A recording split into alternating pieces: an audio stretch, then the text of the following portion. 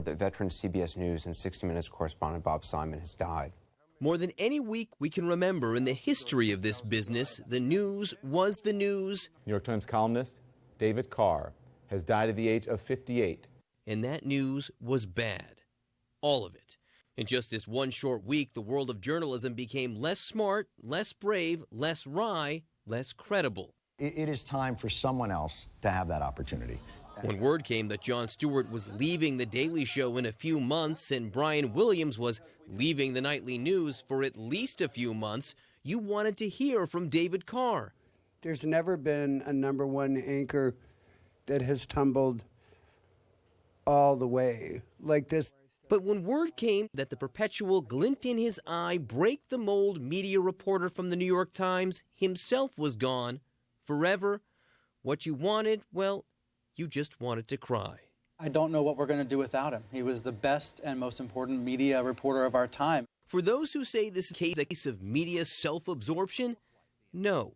It is a shock to the system, any system, when you lose an idol, your critic, your scribe, and your moorings all at once. You can't watch, you can't read, you can't trust the way you did just a few days ago. There were Katyusha rockets passing just underneath the helicopter I was riding in.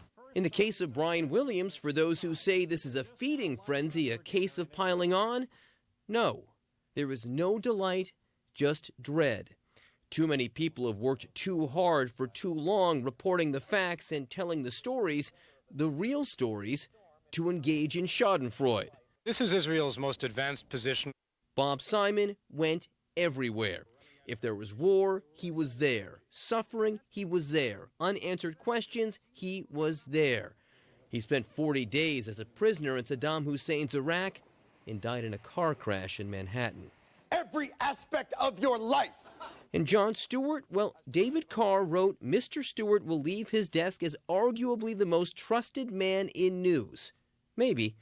Stewart himself always says that what he did was fake news, even if his targets were real. But his presence at that desk will be missed. Bry. Why?